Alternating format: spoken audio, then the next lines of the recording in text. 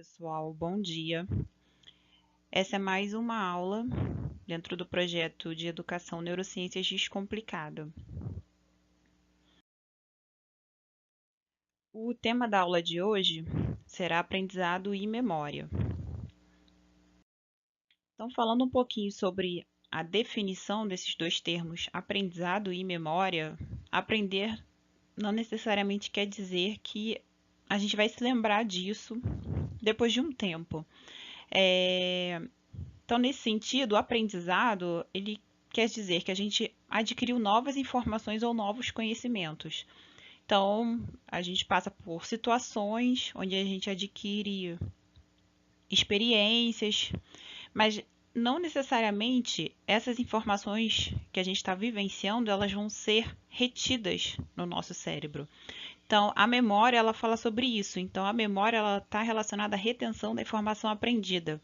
Então, às vezes, vocês podem passar dias estudando para uma prova, então vocês estão lendo informações diversas num livro, num resumo, escutando um áudio, e aí, depois de um tempo, às vezes no dia seguinte, uma semana depois, vocês querem lembrar de alguma informação que foi lida, e aí vocês não lembram.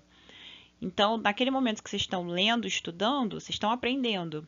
Só que aquele pool de informação, ela não está sendo armazenada no cérebro. Então, vocês não estão formando uma memória daquilo. Porque para lembrar de algo é necessário que aquilo tenha sido memorizado, tenha sido registrado no cérebro, para daí que a gente consiga evocar aquela memória e aí lembrar de alguma coisa.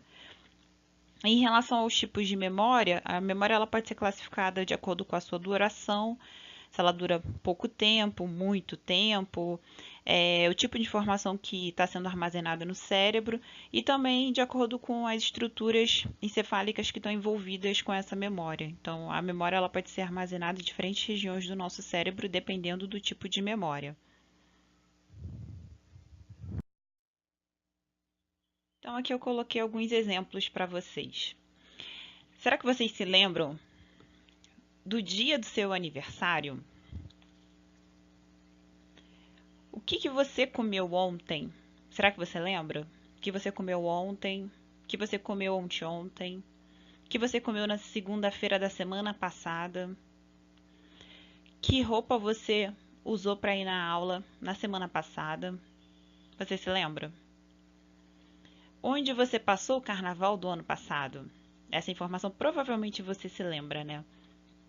Isso aqui são só alguns exemplos de situações que a gente pode se lembrar ou não.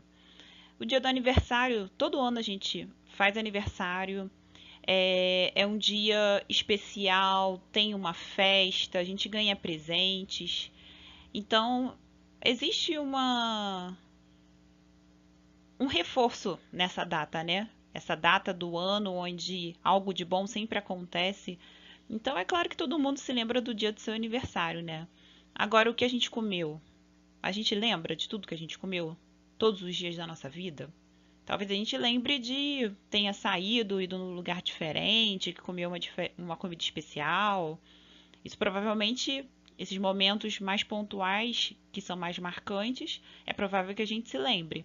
Mas se lembrar de todas as refeições do dia, de todos os dias da semana, do último mês, dificilmente a gente vai lembrar, né? A roupa que a gente coloca a cada dia também é uma informação que dificilmente a gente vai se lembrar. São situações que a gente passa, decisões que a gente toma ao longo de todos os dias, mas que não necessariamente a gente vai se lembrar disso. E onde a gente passou o carnaval do ano passado? Carnaval, ainda mais quando somos jovens, né? É um momento especial também de festa, de férias. As pessoas viajam, vão pra praia, vão para lugares diferentes. Então, geralmente a gente também se lembra onde a gente passou o carnaval, né? Diferente de outras informações que não necessariamente a gente vai se lembrar. Então, falando dessa questão de quanto tempo dura uma memória, né? A memória ela pode ter. Existem três tipos de memória em relação à sua duração. Existem memórias de longo prazo, memórias de curto prazo e memória de trabalho. As memórias de longo prazo, elas são recordadas após dias, meses, anos, dificilmente esquecidas. Então, o dia do meu aniversário é algo que eu lembro pro resto da minha vida. A gente não esquece qual é o dia do nosso aniversário, né? Uma memória que tá ali e a gente não esquece. As memórias de curto prazo duram segundos a horas, facilmente esquecida. Então, eu posso, por exemplo, falar de um conteúdo de prova, né? Vocês pegam, estudam, uma prova de segunda-feira, passa o final de semana estudando, tentando gravar aquele monte de conteúdo. E aí na segunda-feira vocês estão lembrando, na quarta-feira, de repente a prova, vocês lembram de toda aquela informação. Aí chega na semana seguinte, chega no semestre seguinte. E aí, você lembra daquela informação? Ih, não lembro de nada. Pode ter tirado 10 na prova, mas uma semana depois já não está lembrando de nada. Então, é uma informação que ficou registrada ali no cérebro durante um tempo, você conseguiu se lembrar dela um pouco tempo depois que você aprendeu, mas ela não é usada, então ela foi esquecida. E a memória de trabalho, armazenamento temporário da informação, tem capacidade limitada, exige repetição e ensaio. É, isso também faz lembrar muito. Não sei se você já passou por essa situação onde você tem prova, é um exemplo ótimo, onde você tem que estudar muita coisa por um curto período de tempo e às vezes quando o aluno deixa para acumular matéria para uma prova, né? Mas vamos dizer que você está numa semana de prova e você tem 3 matérias para estudar, um conteúdo gigante, e chega uma hora que você está estudando tanto que parece que não entra mais nada no seu cérebro. Então, nesse momento, onde parece que você não consegue mais memorizar nada, você está esgotando essa capacidade da sua memória de trabalho, que é aquela memória onde você consegue arquivar algo por um determinado tempo curto, mas ela tem um limite. Você não consegue encher aquela memória por muito tempo. Às vezes, um outro exemplo pode ser você acabou de conhecer alguém e te apresentou, esse é fulaninho de tal, o nome dela é Angélica.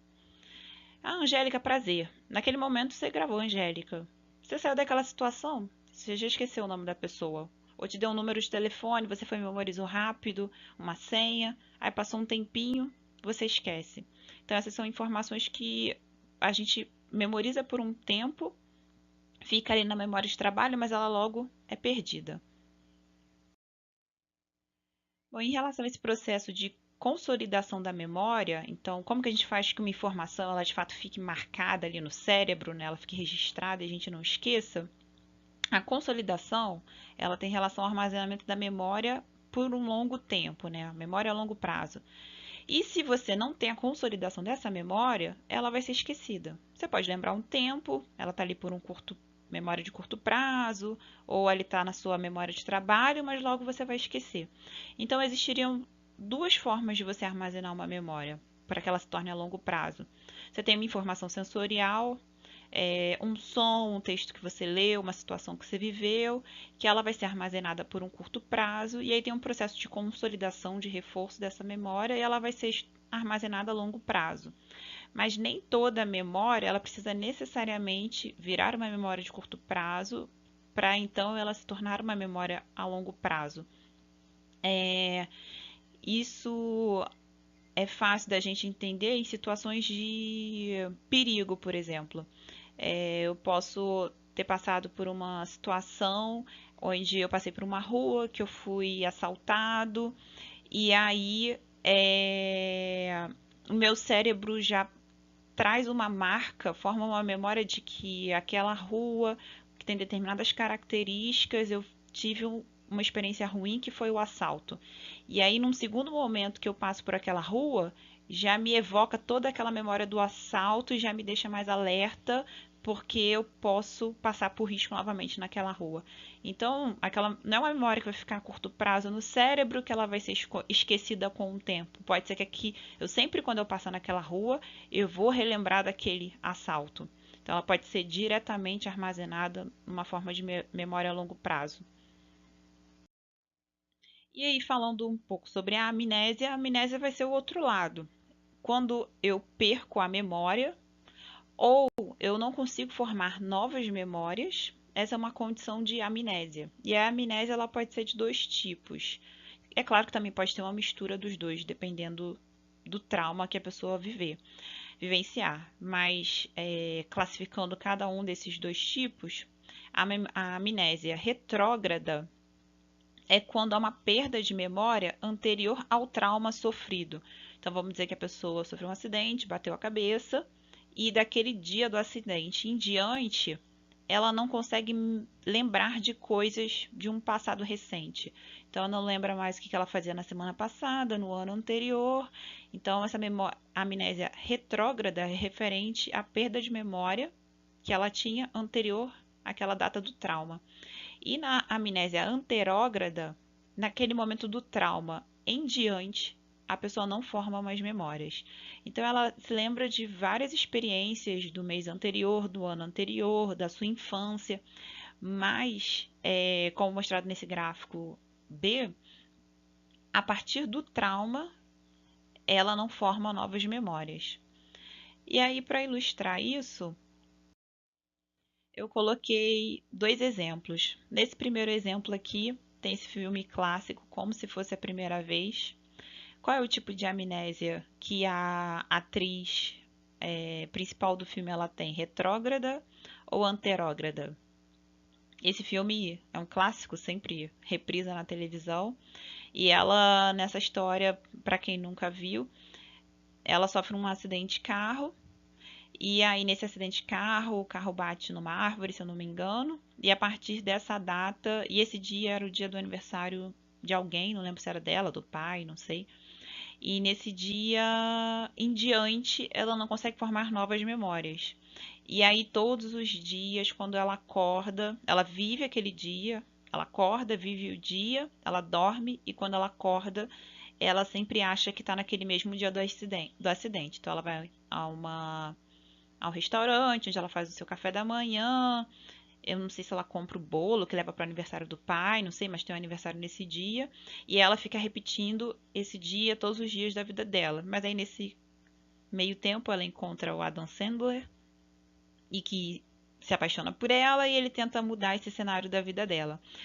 Mas então, nesse caso, ela não consegue formar novas memórias. Ela lembra de coisas antes do momento do acidente, mas do acidente para frente ela não lembra. Então, é um exemplo de amnésia anterógrada. Nesse outro exemplo, um outro filme clássico, Procurando Dory, que é a peixa, né? O peixinho do filme do Procurando Nemo, ela também é super perdida. E no caso dela tem um pouco um misto dos dois, né? De retrógrado e anterógrada. Porque ela muitas vezes eles, no caso do primeiro filme do Procurando Nemo, eles saem em busca do Nemo. Ela com o pai do Nemo vai em busca do Nemo. E em alguns momentos no meio do caminho ela não se lembra mais para onde indo, o que está fazendo. Da mesma forma que ela também não se lembra às vezes de onde ela está vindo, o porquê que ela está ali.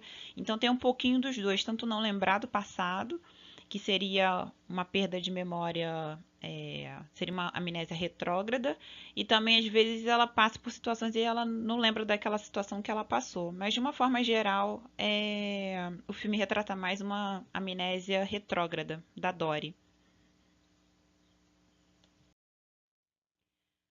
Bom, e como que a memória ela é armazenada? Um pouco mais para frente eu vou falar sobre regiões do cérebro que estão envolvidas com o armazenamento da memória.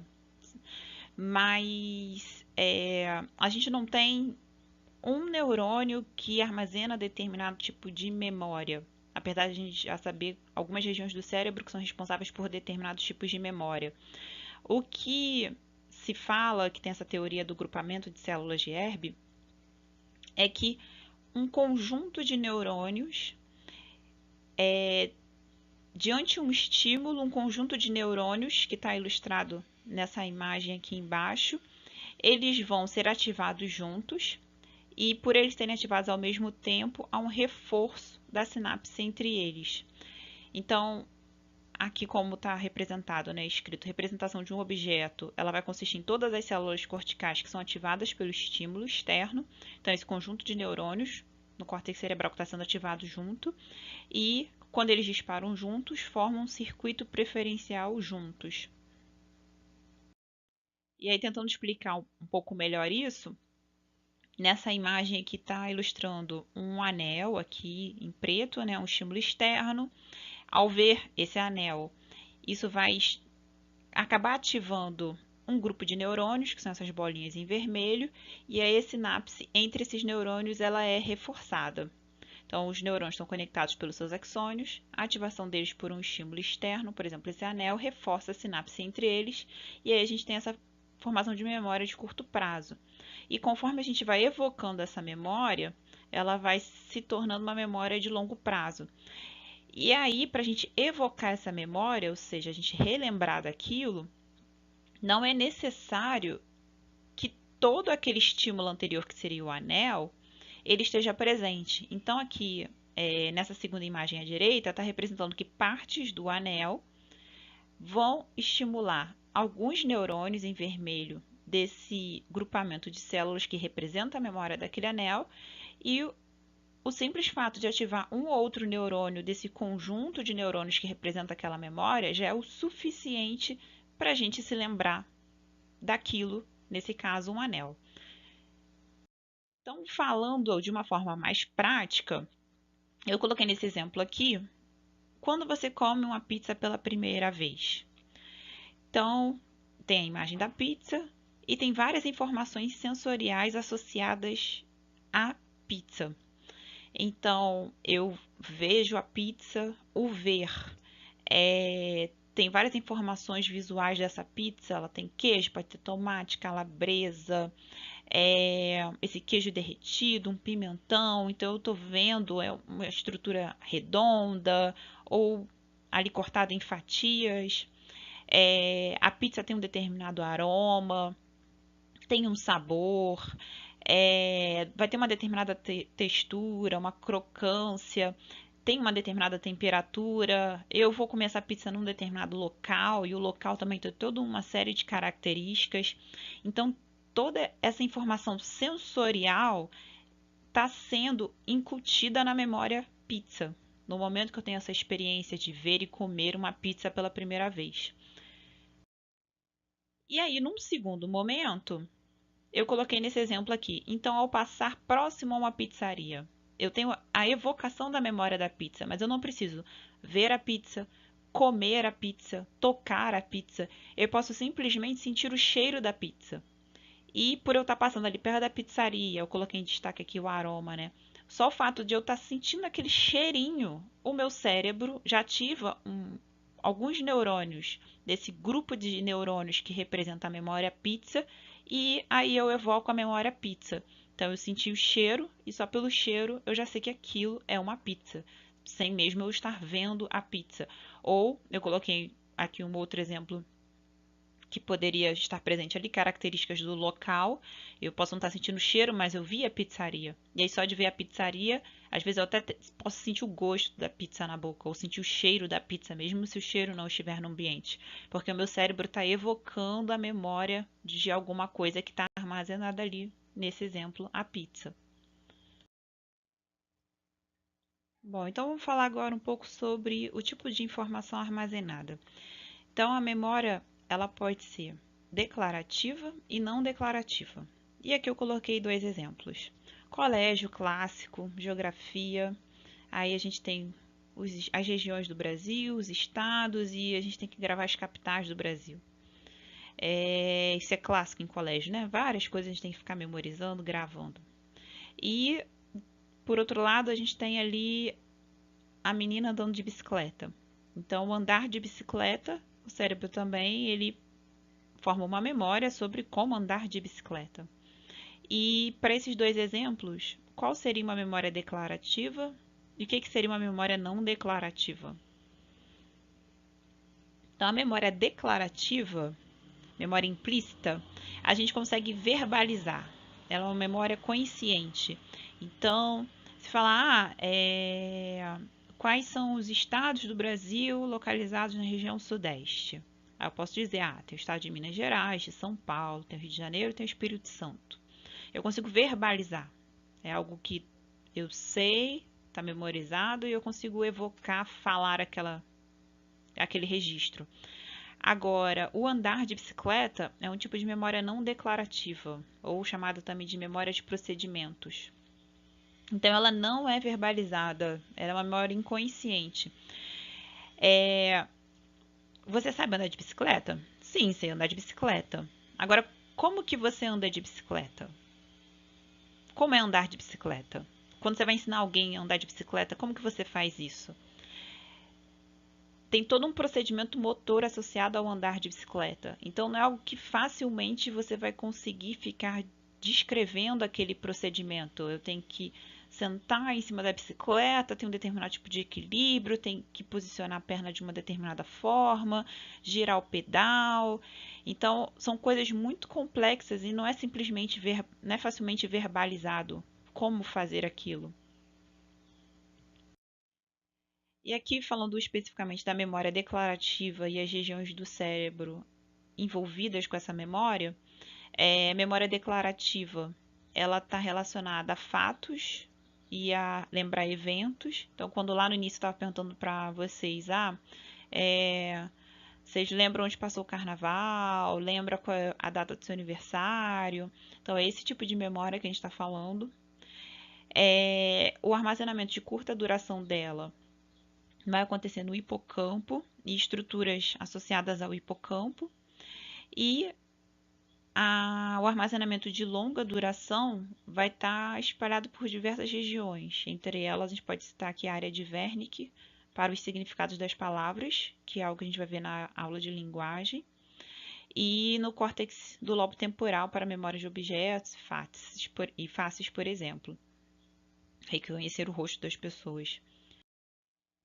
Em relação à memória não declarativa, tem a memória de procedimentos, como eu tinha comentado.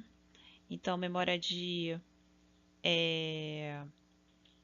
hábitos, habilidades. Então, tem nesse exemplo a pessoa tocando ali um violino. E também tem exemplos aqui de memórias, respostas condicionadas, né, respostas motoras condicionadas da musculatura esquelética, que é armazenada no cerebelo, aqui no meio.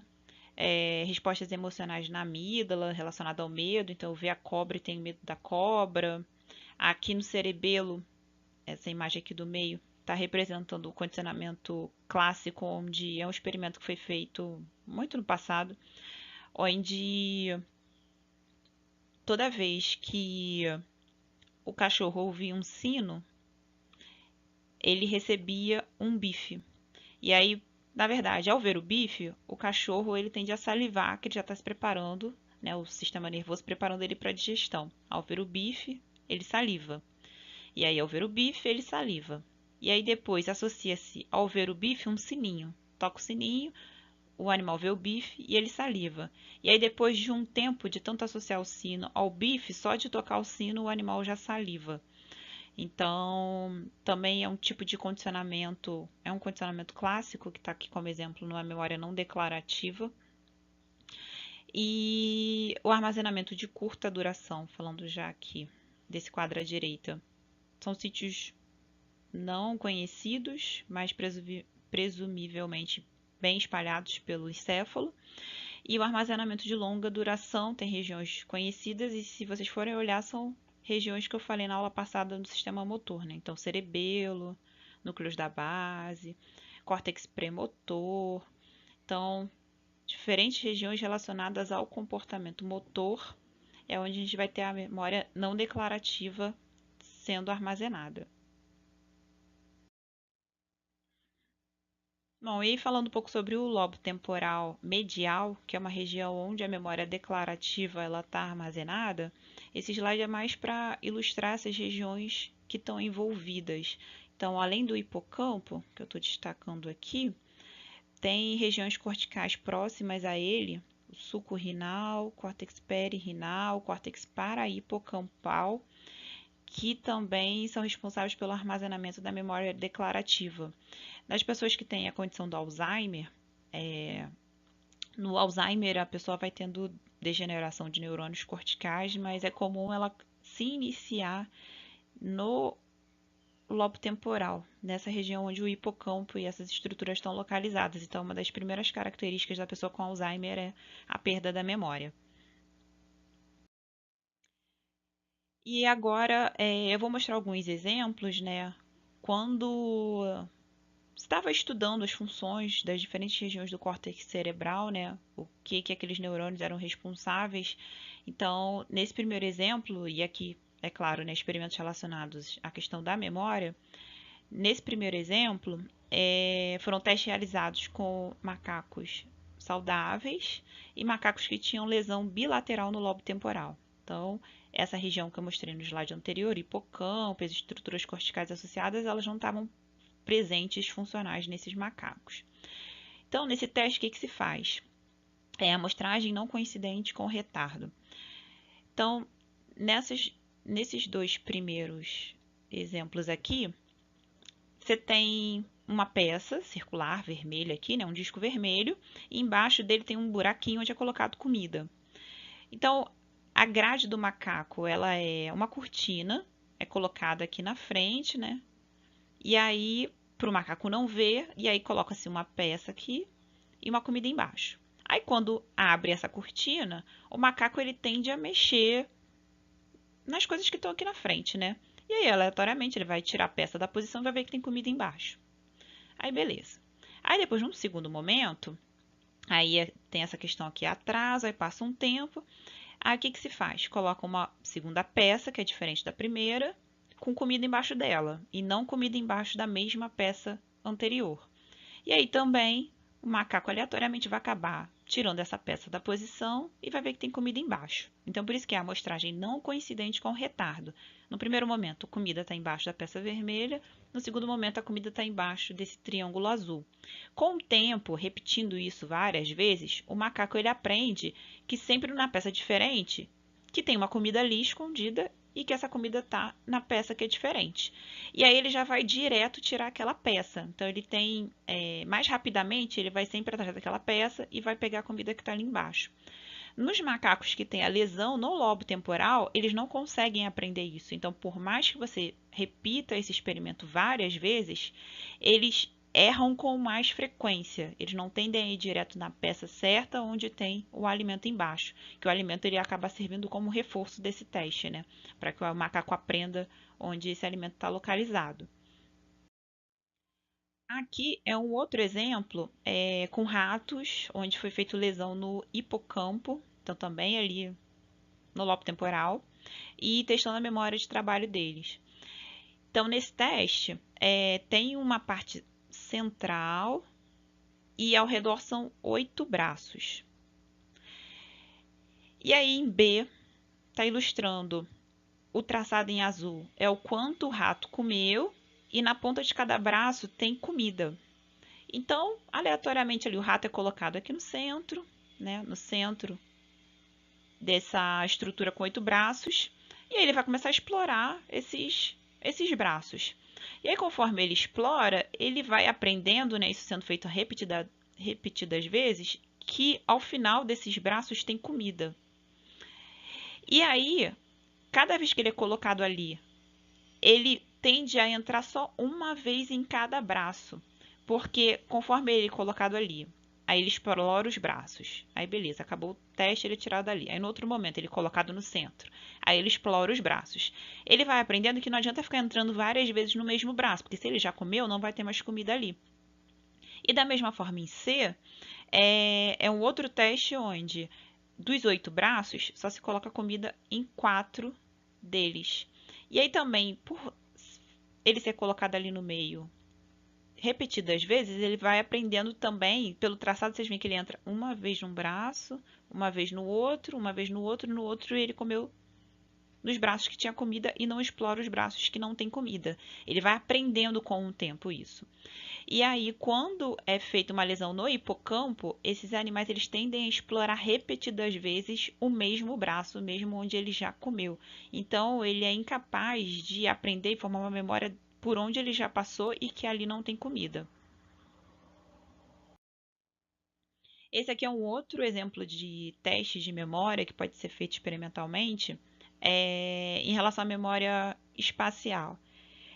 Então, nesse teste, o que é feito? O animal, ele é colocado, nessa primeira imagem aqui tem o rato, ele é colocado numa piscina circular e tem uma plataforma submersa. E ele não consegue ver essa plataforma porque a água é um pouco turva.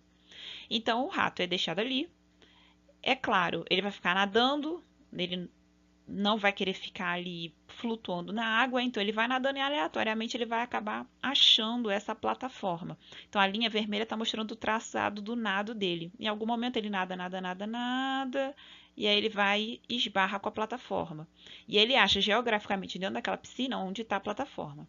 E aí você vai fazendo isso repetidas vezes. Coloca o rato em diversas posições e aí em algum momento ele vai achando a plataforma. Até o momento em que ele aprende onde está a plataforma. E aí, nesse segundo exemplo, o que está mostrando é que depois que ele aprende, você coloca ele na água e ele já vai nada direto para a posição onde está a plataforma. E aí, quando você tem quando se faz uma lesão no hipocampo desses ratos, o que acontece? Na primeira tentativa, o ratinho é solto, aí ele vai nadar, nadar, nadar, nadar, nadar, aí ele acha a plataforma. E aí aqui, após 10 tentativas, ele ainda é deixado ali na piscina, numa posição, ele vai continuar nadando, nadando, nadando, nadando, nadando até achar a plataforma. Então ele não vai direto para a plataforma como no slide anterior. Ele continua procurando, procurando, procurando, porque ele não faz uma memória de onde a plataforma está localizada no espaço. Bom, nesse exemplo aqui, eu coloquei um teste que foi feito para mostrar também que a gente lembra, a gente forma a memória dependendo da motivação. Então, o que foi feito aqui?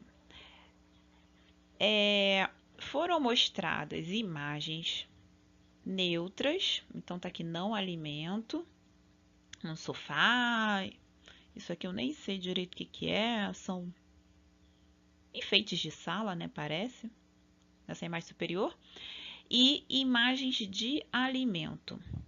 E aí isso foi feito, esses dois tipos de imagem aleatoriamente foram sendo mostradas para as pessoas que estavam em jejum, ou seja, estavam com fome, ou pessoas que tinham acabado de se alimentar. E aí depois foi pedido para as pessoas se lembrarem das imagens que elas viram. E aí, o que se viu? Reconhecimento, percentual de respostas corretas, aqui de 100% das imagens que foram vistas. Então, as imagens de alimento, se a gente pegar aqui só o alimento, as pessoas que estavam em jejum, ou seja, pessoas que estavam com fome, elas se lembraram muito mais, 90%, já rabisquei o slide inteiro, 90% das imagens de alimento das pessoas que estavam em jejum. Agora, as pessoas que estavam saciadas, elas não se lembraram tanto das imagens de alimento comparado com as pessoas que estavam em jejum. E agora, objetos não alimento, neutros, né?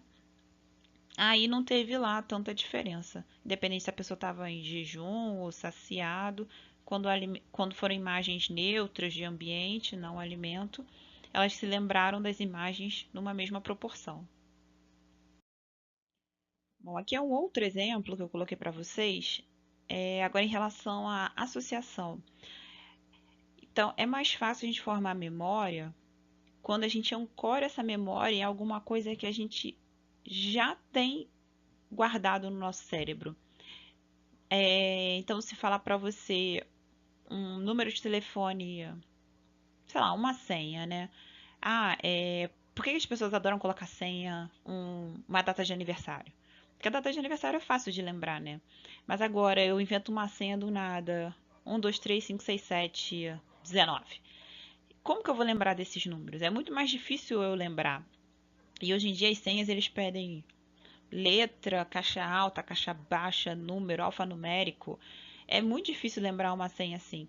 E aí a gente tem que ir criando estratégias, ancorando em coisas que a gente já sabe, para poder tentar lembrar de uma forma mais fácil aquilo. Mas, enfim, esse experimento ele tentou mostrar um pouco disso. Então, ele fez um teste onde as pessoas elas tinham uma situação, deixa eu colocar aqui em A. aqui é um tabuleiro de xadrez. E nesse tabuleiro de xadrez, as peças dos dois jogadores, preto e branco, elas estão posicionadas em situações reais de jogo. E aí, pessoas que eram mestres em xadrez e iniciantes em xadrez, foi pedido que elas tentassem se lembrar a posição de cada peça no tabuleiro. E aí, vocês podem ver que as pessoas que são mestres, aqui em cima, conforme elas foram tentando, né, repetidas vezes se lembrar da posição, elas